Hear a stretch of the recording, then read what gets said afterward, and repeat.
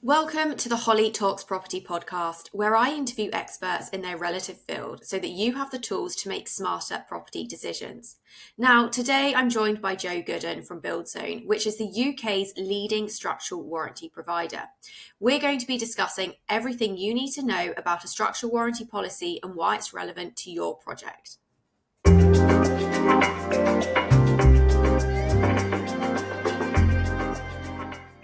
Joe, thank you so much for coming onto the podcast today to talk about structural warranty policies. Can you tell me a little bit about your role to start with? Yeah, absolutely. Thanks a lot for having us along, Holly. My name's Joe Gooden. I'm one of the directors from BuildZone, which is one of the leading structural defects and warranty providers in the UK. Perfect. So I think with structural warranty policies in general, I think there's, a little bit of confusion over what it actually is. So hopefully we're going to sort of, explain all of that today. Can you explain what a structural warranty policy is and how it works? Yeah, you're definitely right that there is a lot of confusion. Most people hear the word warranty and expect it to cover everything like it would do with your fridge freezer or, your white goods warranties. But structural defects is slightly different to that. So in essence, I suppose in its simplest form, it's an insurance policy that will protect the build or the development against defects that are not known at the time of completion within the structure and the waterproof envelope of the building. Okay, perfect. And why is a structural warranty policy essential for property developers, especially in today's market? Yeah, I think now if you're a developer that's building and looking to sell those homes, you're not going to be able to get a mortgage unless you've got a structural defects policy or a structural warranty in place. So it's essential that the developers actually take out that policy, ideally prior to the build starting. Okay. Because if me or you were looking to go and get a mortgage, we wouldn't be able to actually get one unless there was a structural warranty in place. Okay, and can you take one out, for example, after the build or during the build, or is it mainly just pre? No, you can. I suppose, if you had a blank piece of paper, you'd want people to take out the policy before construction starts. Okay. One of the main things is obviously getting the technical auditors out on site to actually see the build during the construction phase. You can take policies out either partway through construction or retrospectively. There's obviously implications in that, one being cost, and secondly, there's extra risk for us as insurers on the basis that we've not been able to see the construction going on. Most of the problems are workmanship. So, you really want to be out on site seeing the build. But I suppose in worst case scenarios, you can procure so it's sort of like, most insurance policies that cover construction should really be taken out pre anyway. So it's no different. It's not exactly like, developers sort of having to go out their way. It's something that they should just be considering before anyway. Absolutely, yeah. And I suppose if you're a developer or contractor, you've obviously got to adhere to the building regulations as well. So you'll have your building control inspector or surveyor coming out to monitor those works. So it should be considered in the same light as building control in terms of wanting to be there from the start. Although there's a different set of requirements and kind of more detail that they'll go into when they're on site. But I think it should be a matter of course as opposed to being kind of bottom of the list. Yeah, exactly. First of the list. So what are the biggest risks developers face if they don't have a structural warranty in place already? I think there's a couple of reasons. Obviously, we touched on it a minute ago in terms of not being able to sell those individual apartments or houses. So that's probably the main one, is that if you don't take it out and you want to sell the house or the apartment, you're only going to be able to have a cash buyer effectively who doesn't need to have a mortgage. So that's probably the biggest one. Depending on the type of build as well, it might also hinder you financially. If you're going out and procuring funding for the development, if you've got a warranty or latent defects policy there, that will also assist you in getting some funding as well. Okay, brilliant. And how does having a structural warranty help developers secure funding from lenders? I think it just gives them that extra bit of comfort. If I'm going to the bank and asking for £50 million, it gives them a lot more comfort that we've actually taken that risk mitigation process of saying, actually, look, we're going to put a latent defects or warranty in place.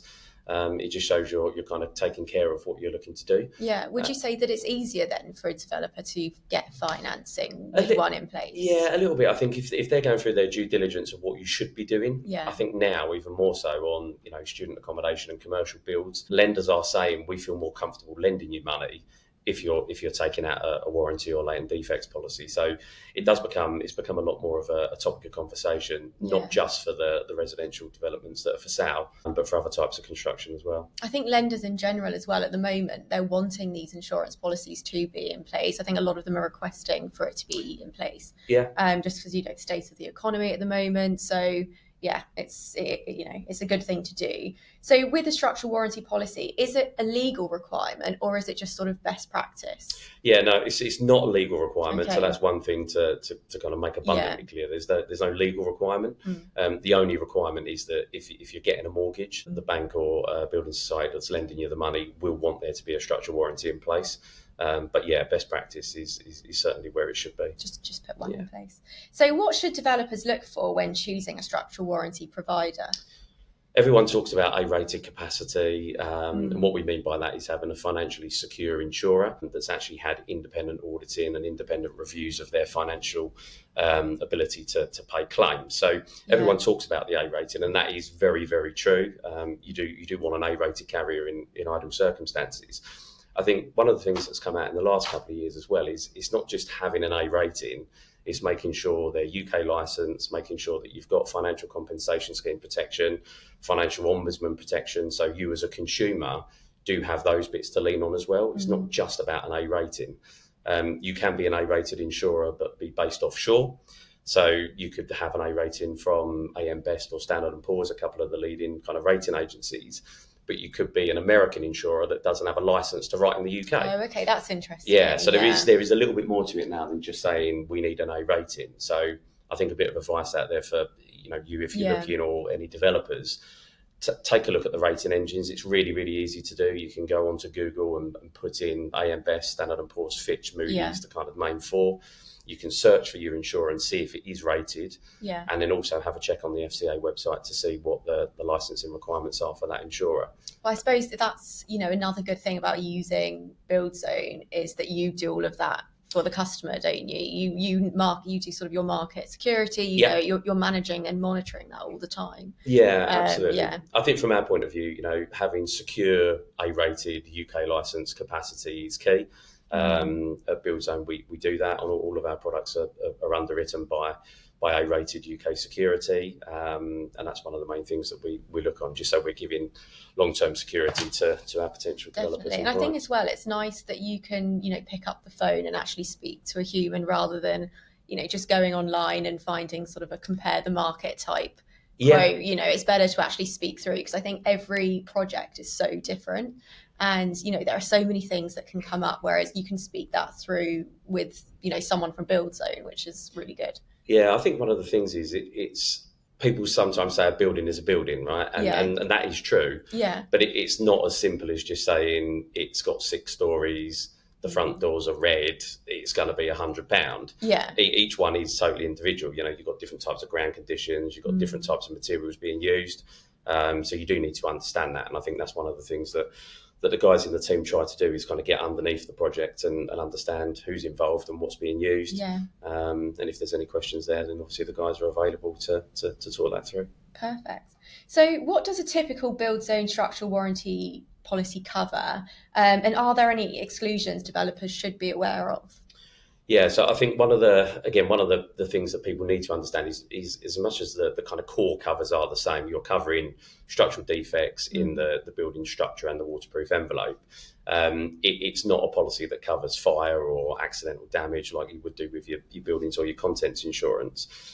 So a typical BuildZone policy, it does depend on whether it's residential or build to rent or commercial, but you'll have some policies will have a defects period. So typically that'll be 12 or 24 months, where the developer themselves will be the people that are responsible for going out and remedying those problems that you have in those first year or two. And then there'll be a structural defects period that'll be for the remainder of the policy.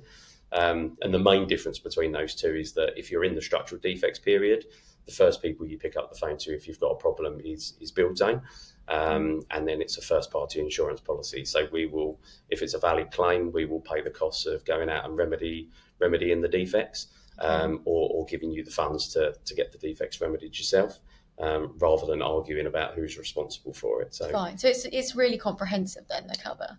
Yeah, in terms of in terms of what it is, there's certain things that are excluded as you would expect in any class of insurance. So things like wear and tear wouldn't be covered. That's kind of one of the main ones where people think, oh, the tiles in my bathroom don't look as they did in the brochure. That's not a problem for a structural warranty. So fine. So how do warranties differ for different types of developments, such as new builds, V's, mixed use?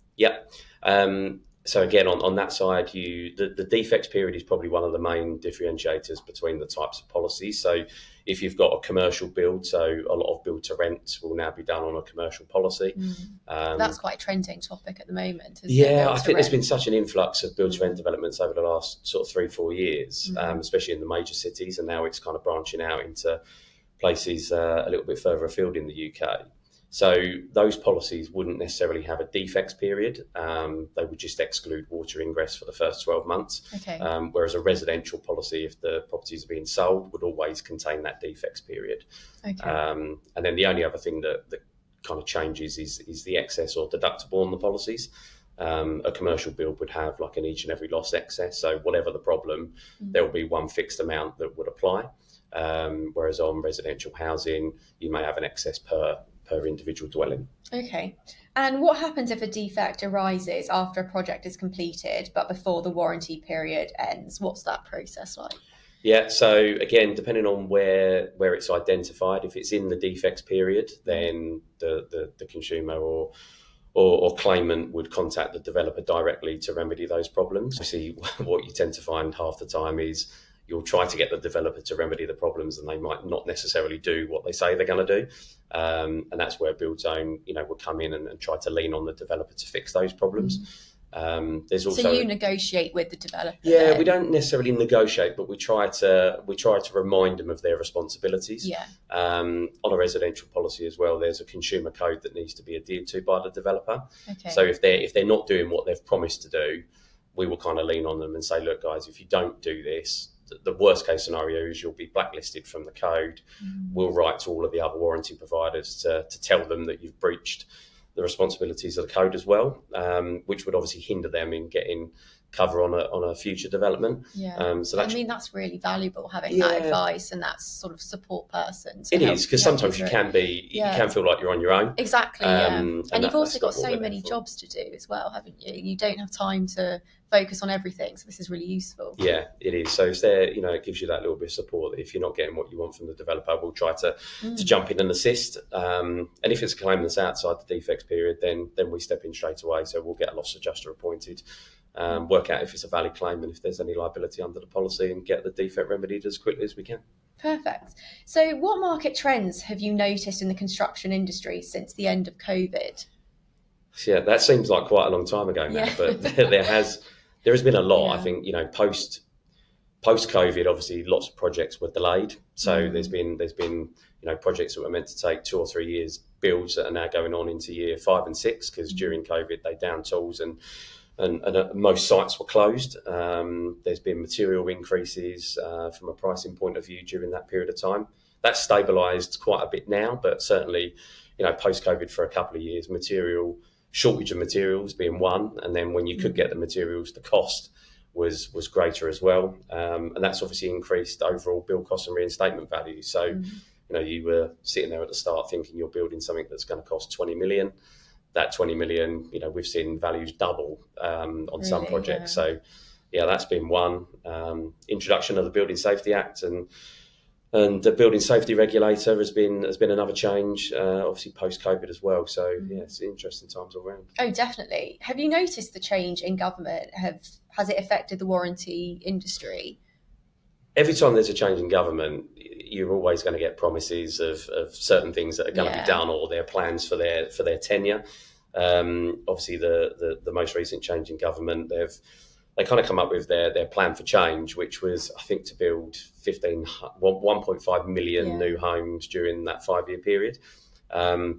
That seems a bit punchy, in all honesty. Yeah. I think since they've been in, they're kind of a little bit behind that target. Yeah. And obviously part of that plan for change as well was getting councils to look at their kind of green belt land barriers, and they've come up with grey belt, so the kind of not best quality land within the green belt that they'll class as grey belt to give them the opportunity to kind of build more. So yeah, that's probably been the biggest kind of promise that they've had, and also paying a bit more attention to kind of social and affordable rent, and social and affordable housing as well. They kind of want to increase those due to the amount of people that are currently kind of living in places that are deemed not fit for quality. So it's one of those things. It's sort of just seeing what happens within their tenure, really, isn't it? There's not much we can all do, and just all waiting. There's not, and I think from our point of view as well, it's all well and good the government coming out and saying we want to build 1.5 million new homes. From our point of view, we're looking at the quality. So it's who's going to be building them. Again, what materials they're using, what type of land they are being built on. And there's a bit of a job shortage on that front as well, isn't there? So there's a lot of obstacles. That's the problem. And I think one of the other things that's obviously happened post-COVID, there's been so many contractors and professionals within the construction industry that have gone into liquidation. So the amount of subcontractors that haven't been able to fulfil jobs because of material increases, you are sitting there with a shortage of people, and also a shortage of companies that can actually go out and have the ability to do that work as well. And that's probably also why we're not hitting the numbers that we meant to be hitting from a house building point of view at the moment.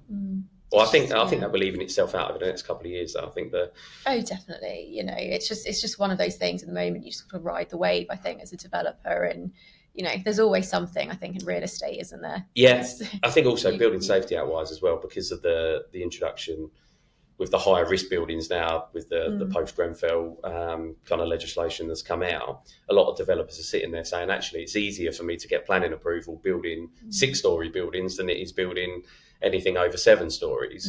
So actually, a lot of developers are sitting there and changing their demographic of what they're actually developing. And obviously, rental is so big across the UK now.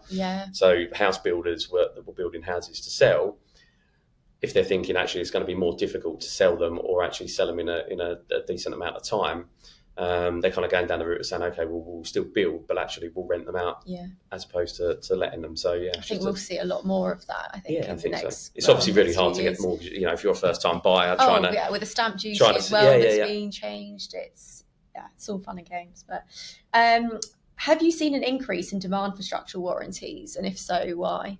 Probably not at the moment. Obviously, it's a busy industry as it is. I think the promise of more housing will obviously increase demand. So I think that will come during the next kind of 18, 24 months. But at the moment, I think there's a steady influx. I think there's confidence back in the market now. Obviously, interest rates have come down as well, which has enabled. That's always helpful. Which has enabled more people to kind of think about what they're doing. So I think the tide is turning, but I think we're still a little bit away from that at the moment. Fine. And how do warranties impact the resale value of a property? I don't really think they impact the resale value of the property. I think that if you're selling it with a warranty, it would give you more comfort to buy it. And again, if you're still someone who's buying a second home but you do need a mortgage, then you've got to have something with a structural warranty on. So I don't think it impacts how much you could sell it for.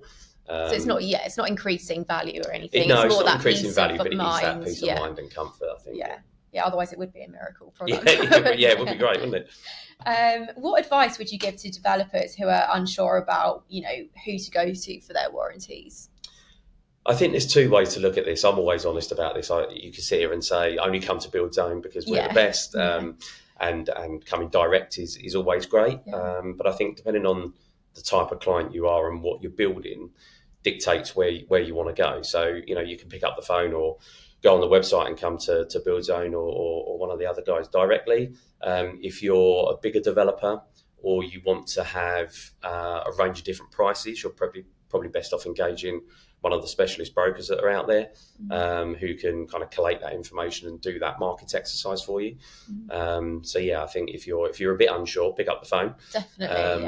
And like I say, you can work with the providers directly, some of them. But if you want someone to go out and give you a full suite of what options are available, there are some specialist brokers out there who can do that job really well to save you going through with what you're doing Build Zone 5 times with other people. So perfect. And with Build Zone, do you work with all different types of developers in terms of, it doesn't matter how many projects they've done, or is there a certain amount they sort of have to have done before you get involved? No, it really, everything that we do, we obviously, we're also the biggest self-build provider as well with our Self-Build Zone brand. So whether you're a developer doing something for the first time or whether you've been doing it for 50 years, it's all about the competency of the people involved. So yeah, it doesn't matter if it's a first time build or you're a long established tier 1 or tier 2 contractor or developer. Okay, perfect. And how does Build Zone support developers throughout the build period and after? Yeah, so we've got a range of different teams within Build Zone. We've got kind of an aftercare team that will sit there and go through any claims issues. We've got an administration team that does the same in terms of answering any questions or issuing any documentation that you might need. So yeah, from our point of view, we try to hold your hand from the start of the project if we're involved at the early stages, which is exactly what you want. Which is what we want, right the way through to the end. Perfect. So, well, Joe, thank you so much for all of that. I think, pleasure, yeah. Any developer that is listening to this is definitely going to, see value and hopefully be in touch. I'll put the relevant contact details into the show notes so that people can access that really easily. Excellent. And yeah, thank you. That's been great, Holly. Thank you very much.